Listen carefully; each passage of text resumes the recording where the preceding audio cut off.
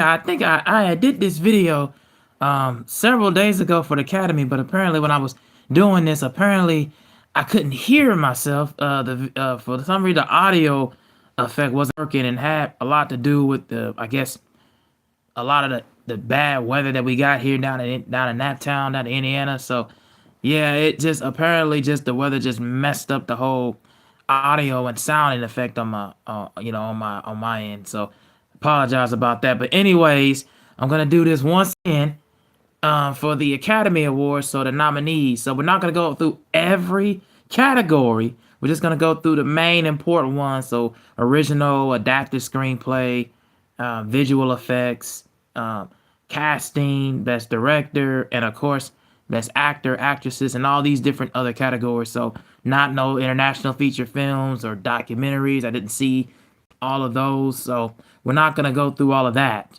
However, we're all gonna go through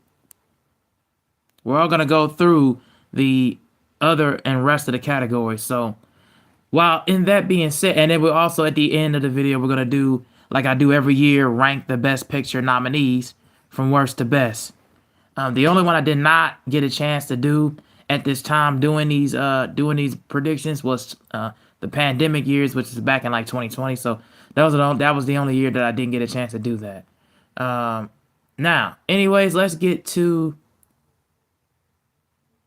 the actual nominees. So we're gonna start with best cinematography, and we have is for best cinematography, but the nominees are Frankenstein, Marty Supreme, One Battle After Another, Sinners, and Trainings.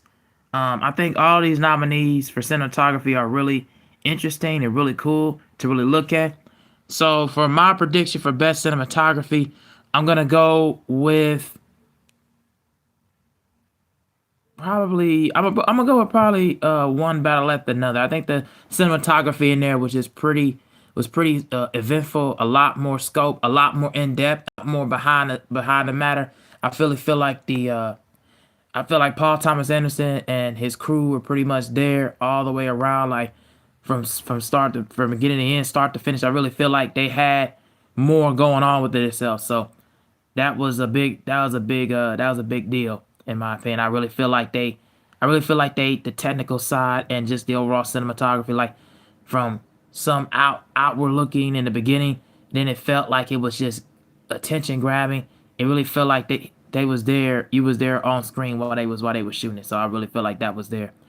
Best visual effects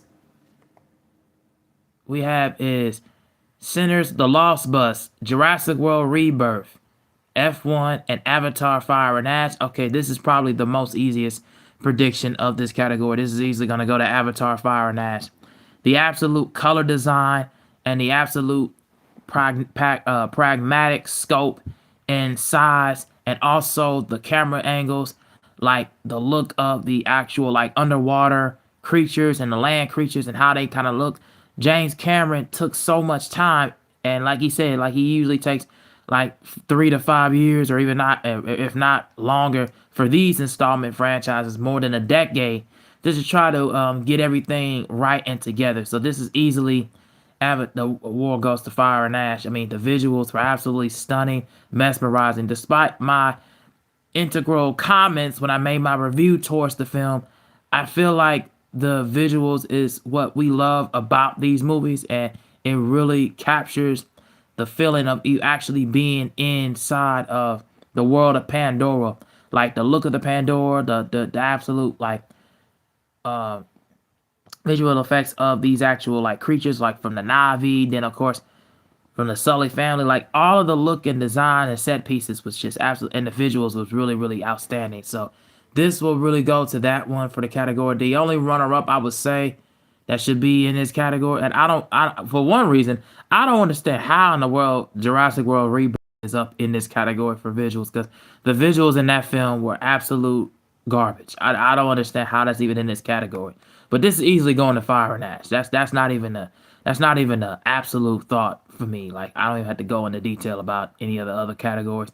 Now I think that F1 probably will throw his hat in the ring, but for me it's easily going to Fire and Ash. Now for best sound, we have is F1. We have Frankenstein. We have One Battle After Another, Sinners, and Seurat. The Seurat is the only one that I have not seen, but for best sound, it's going to F1. I feel like the overall musicality of it. I feel like the overall racing montages and sequences. From Joshua Pierce in the main in the middle way half of the film, Sonny Hayes, played by Brad Pitt. I feel like the car straight race scenes with the Formula One crew. I thought that was really interesting, and how they use the soundscapes from at the beginning and then towards that middle end, like you're actually on the actual racetrack, like you're actually there, just hearing these booms, hearing these collisions, these crashes, like you actually feeling that as you're watching it, man. And I really feel like that goes to the sound and the engineering. Like they really need to get a whole lot of credit for that because they really paid attention and really focused and really crafted on it. Like I said, you're actually on the actual racetrack, just watching and really witnessing that go out. So I really thought that was interesting and compelling. Uh, so I would give that one to F1 for best sound. Now going to best film editing, we have is F1, Marty Supreme, One Battle After Another, Sentimental Value, and Sinners. Now, the technical categories is where I think Sinners is pretty much, and I forgot to mention Stephen Mirion, who was with F1, and Ronald Bronstein and Josh Shafty for Marty Supreme, Andy Jerkinson, who really did a good job with the film editing in One Battle After Another, and Oliver Cote in Sentimental Value, and Michael P. Shaver in Sinners. This is going to be a close two-horse race, and my money is on the line. Is going to go in between Marty Supreme and Sentimental Value, and I'm going to probably go with Marty Supreme in this category for best film editing. Now, Sinners can make a run for it, but I feel like Ronald Bronstein and Josh Safdie really did a technically a really proficient job as far as the film editing, because if you look at it at some of the editing and design, it felt so quick whip and quick pace, but it felt like you was catching every instance when you see Marty Mauser having a conversation with his sister, or he have a conversation with the people inside the shoe sales store, like. And some of the editing and some of the cuts, it'll jump to one end, then it'll jump to another end, then it'll jump to another end. Like it'll jump in certain scenes, but it'll feel like it's GG's. Hey, what's going on? I'm just talking about the Oscars and the Academy. Sassy Brooke, hey, what's going on? I'm talking about the Academy Awards. You just now tuning in. I'm just gonna talk about the nominees and who do I think is gonna win. But yeah, getting back to what I was saying, like with Marty Supreme, you felt like the editing and it felt like it was quick cuts. Then it was certain slower cuts where you felt cinematically, you was paid attention, you was concentrating on a couple of pacings, a couple of things, a couple of issues, but it felt like it was there. You was there in moments where the tension and in moments where the dialogue was happening. Like the editing just really felt like it felt like it was quick pace in scenes, but it felt like he was capturing the tension. He was capturing the overall like dramatic feel and the dramatic elements of it. So I really like that. So that goes to me. That award goes to Marty Supreme for film editing, because I really feel like Ronald Bronstein was the show stealer with that, because he really figured out a way to balance all of the jump cuts and quick cuts and really match and really put in the tone and the energy between Marty and people inside of his family life, and then of course Wally, played by Tyler Creator, the moments and conversations that he had. And I like the way they showed some of the scenes and montage when he was at the pool, the ping pong downstairs at the base under the basement with the ping pong tournaments was happening. And then of course when they went on their tour, the cab driving tour, and he ended up trying to find a little small apartment because of the rent that he owed, he had to get kicked out of that complex. But yeah, so I'm gonna give that to Marty Supreme for the film editing, and Ronald Bronstein will take that for me if the choice was up to me. Now, for production design, you have Frankenstein, you have Hamnet, you have Marty Supreme, One Battle After Another, and you have Sinners. So production design, I'm gonna give that to Frankenstein. I feel like Frankenstein's production was absolutely on point. The wardrobe, the look of the Frankenstein monster, Oscar Isaac, uh, you know, and what he did. I thought all of that wardrobe and design and the look. I feel like Guillermo del Toro really had his moments and really had the tension and energy with it. So I'm gonna give that one to Frankenstein for production design. Now we're going with animated feature film. So I'll talk about this. You have Arco, Elio, K-pop Demon Hunters, Little Amelia of the character of Rain, and Zootopia 2. Now this is going to K-pop Demon Hunters for me. All right, so we have is casting. So best casting we have is Hamnet by Nina Gold, Marty Supreme by Jennifer Venditti, Cassandra Kalukandis for One Battle After Another, Gabriel uh, Dominguez, yeah, Gabriel Dominguez for The Secret Agent, and Francine Maisler for Sinners. So easily just going to Francine Maisler for Sinners. To me, it balances so much of the tone with the casting because you have Soldier Slim, Delroy Lindo, Mooney Masako, who was the love interest of course, Smoke, played by Michael B. Jordan. You have Mary, who ended up becoming who was at one point in time the love interest of Stack, who was the other brother. Man, like you had so much chemistry, and the casting felt so crafted, so oriented. So easily, Sinners to me gets the best casting award for that, and I think that that's going to be one of several categories that they will be taking. Best original screenplay.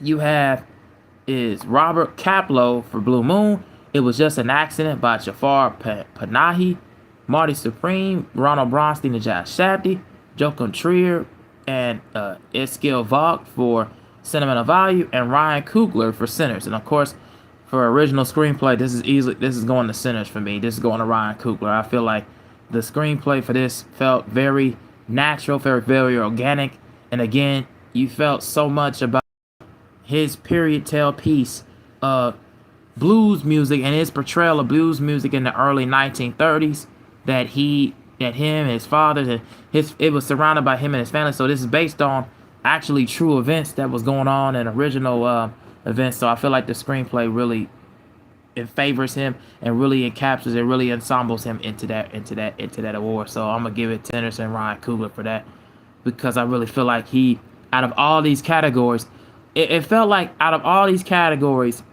this felt something like it's gonna be a game changer, and we're gonna be talking about it for years to come. And it felt so original, natural, organic because you don't see vampire movies, you don't see horror movies done the way it's done in this format and this technicality. So, and especially with the musical elements too. But yeah, I'm gonna go with Sinners for that, just for the sake of it. Best adapted screenplay. You have Begonia, Will Tracy. You have Frankenstein, Guillermo del Toro. Hamnet, Maggie O'Farrell and Chloe Zhao. Paul Thomas Anderson for One Battle After Another, and Train Dreams by Clint Bentley and Greg Quater. Oh yeah, this is easily going to One Battle After Another for adapted screenplay. Don't even need to really explain too much of that. We have so much going on with that. I don't need to explain too much in that. I feel like One Battle After Another, I'll just go over a little bit in the detail for adapted screenplay. Now, again, it's not changing and reinventing the wheel, and there are some instances as far as the political commentary that it may turn certain people off. But for me, that did not turn me off whatsoever.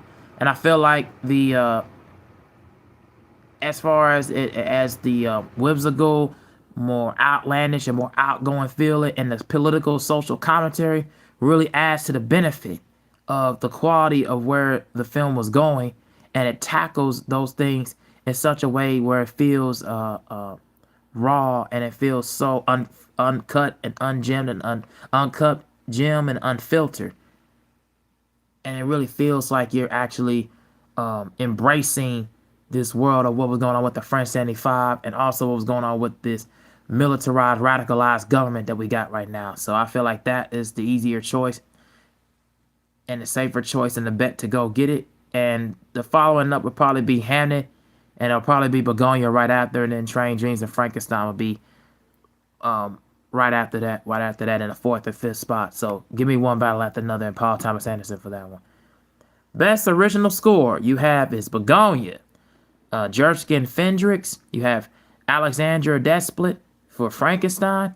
You have Max Riker for Hamnet. You have Johnny Greenwood for One Battle After Another. And you have Ludwig Göransson for Sinners. Now, original score, that's going to go to Sinners by Ludwig Göransson. You could probably throw in maybe Frankenstein as far as score in that category, but for me, I'm going to go with Sinners for that one. Best makeup and hairstyling.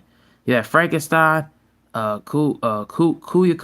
I have not seen that one. Sinners, The Smashing Machine, and The Ugly Stepsister. That's gonna go to Frankenstein for makeup and hairstyling. I feel like like I said about the overall down in the other category. If you're gonna give the award to Frankenstein for production design, I feel like the makeup and hairstyling also adds to a big benefit and a big partial of that. So those technical categories, I really feel like it's gonna come down between that and Sinners, and I feel like Frankenstein to me holds up as far as the makeup, the hairstyling, and the wardrobe and everything. It holds up a lot. Best director you have is Chloe Zhao for Hamnet. You have Josh Sathi for Marty Supreme. You have Paul Thomas Anderson, One Battle After Another. Joaquin Trier for Sentimental Value, and Ryan Coogler for Sinners. Yeah, that's going to Paul Thomas Anderson for One Battle After Another. That's not even close.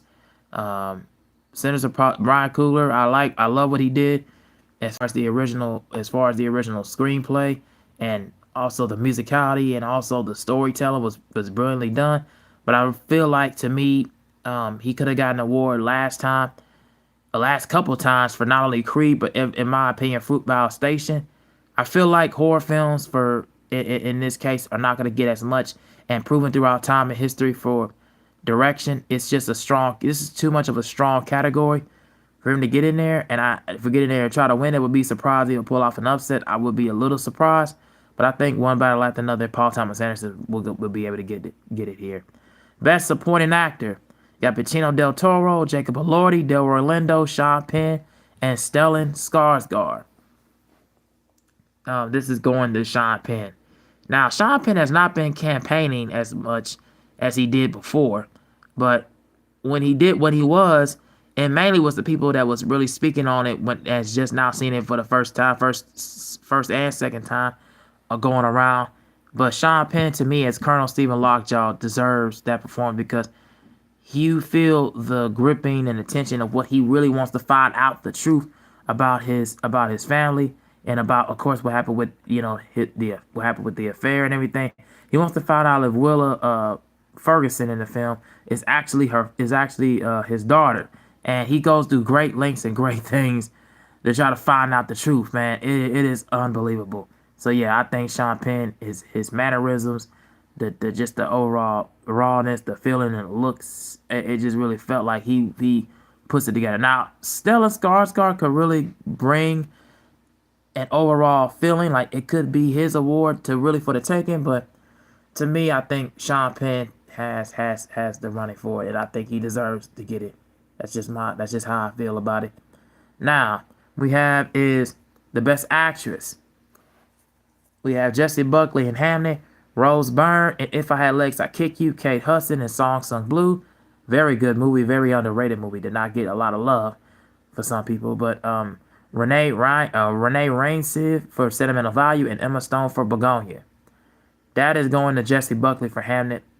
She was so captivated, so mesmerizing. If you don't know who Jessie Buckley is, I don't know how the hell you don't know who she is. But if you don't know who Jessie Buckley is, not only watch this performance, what she did as Agnes, the mother of the Jupe kids, and not only that, go watch her in I'm Thinking of Ending Things and The Lost Daughter.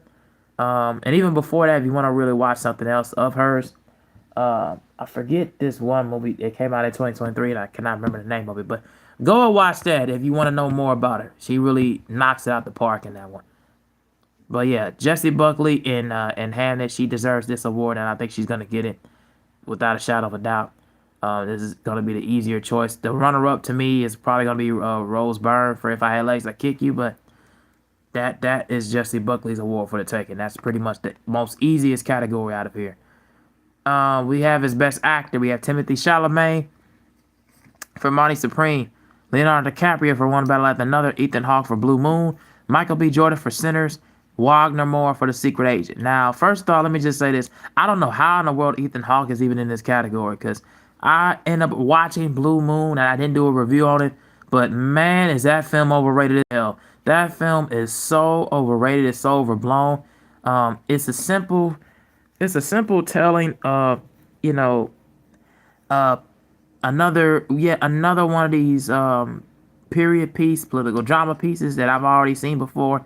This does nothing to change the wheel. His performance was alright, but nothing really anything that deserved any kind of love in the Academy Awards. And for that award for this movie, no. I think he should have got one, if anything, for a movie such as like First Reform or something. Like he should have gotten an award for that like a long time ago. This he did not need to be in this category for that. So I don't understand what the hell the Academy was looking at. That film was so overrated, and I don't understand how that film even and how he even got nominated for this performance. But that's another story for another day. But for honestly, it's gonna come down to Timothy Chalamet and Michael B. Jordan, and I'm gonna go with Timothy Chalamet for Marty Supreme. Matter of fact, Timothy Chalamet should have really gotten this award a long time ago as well. Like if you really think about it, from Call Me by Your Name, Dune Part Two, or Complete Unknown, and even before in the past. I'm trying to think of the movie. Oh, and also the Willy Wonka, the modern day Wonka movie. I think he could have got some sort of nominee for that award, but long waited overdue, and I think he'll probably get this one. I know a lot of people don't really like the things he's been saying recently. I mean, I don't either. You know, the things that he said about ballet and opera, or the things that he kind of just said before about the film has kind of turned a lot of people off, and people are gonna go to the point and go to the rounds and say, oh well, he's dating Kylie Jenner, you know, you know, a young girl of the Kardashian family. They'll probably go into that realm and say, hey, he's a bit too arrogant and a bit too toxic or whatever. But I don't care about those things because those things don't matter to me.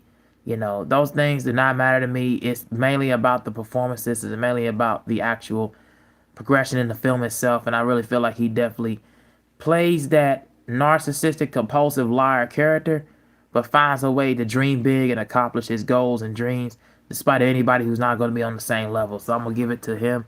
Now, Michael B. Jordan could throw it in his race because again, in honor like what they did with that they do with the SAG Awards, they did an annual Actors Awards presented by Netflix, and he won that award for Best Actor. So that really will make a stamp into the race, and it will make it very interesting. So Michael B. Jordan could find some sort of way. It would be a big upset if he does win, because a lot of people have been mainly saying that Chalamet's performance should have been the overwhelmingly favorite, but because what Michael B. Jordan did in the annual Actor Awards, I think that's gonna pretty much push it further. But it's going to go to Timothy Chalamet for me. Best Supporting Actress. You got Elle Fanning for Sentimental Value. You have Inga Is daughter Leonis for Sentimental Value. Amy Madigan for Weapons. Wuni Masaku for Sinners. And Tiana Taylor for One Battle After Another. Oh yeah, this is definitely gonna go to Amy Madigan for me. Like her performance as the absolute witch. Yeah,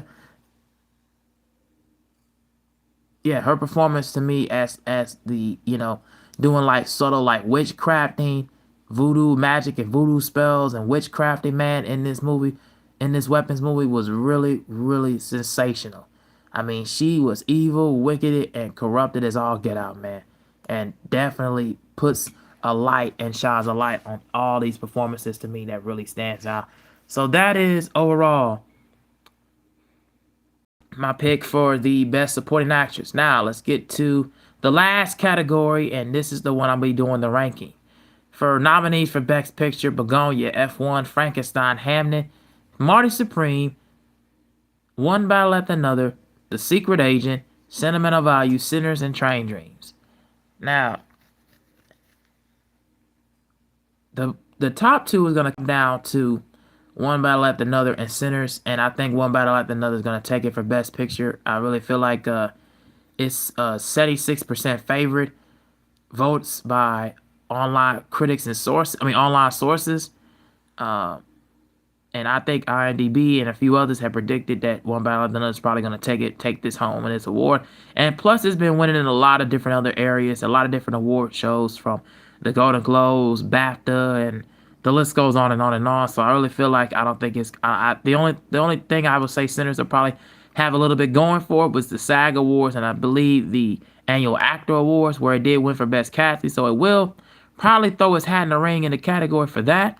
But for me, that I think it's gonna come out between those two. I'm gonna give it to One Battle After Another. So the ranking for me of Best Picture nominees, we're gonna start with 10. We have is The Secret Agent.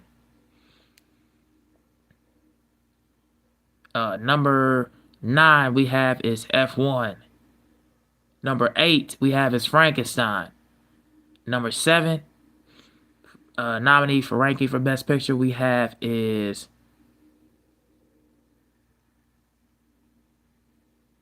probably Hamnet. Number 6 is Begonia. Number 5 is Sentimental Value. Number 4 is Train Dreams. Number 3 is Marty Supreme. Number 2 is One Battle After Another. And number 1 is Sinners. So yeah, those are my picks for nominees for Best Picture, and the two films is gonna come down to in my ranking. Tell me what you guys think down in the comment section down below. I want to thank everybody who was joining the stream and really was watching it and really saw my take on it. So yeah, tell me what you guys think down in the comment section. I am out. Peace. And tell me what you guys think of the Academy Awards when it's all said and done. And tell me your guys' ranking down in the comment section below. Who do you have winning in all these other categories? And when we get up, especially your picks for Best Picture and your and your rankings. If you have seen all these films, if you haven't, then let me know down in the comment section which ones are you looking forward to seeing. And also, tell me your guys' thoughts on any other up and coming movies or any classic movies that you want me to cover. Let me know down in the comment section down there below. I'm out. Peace.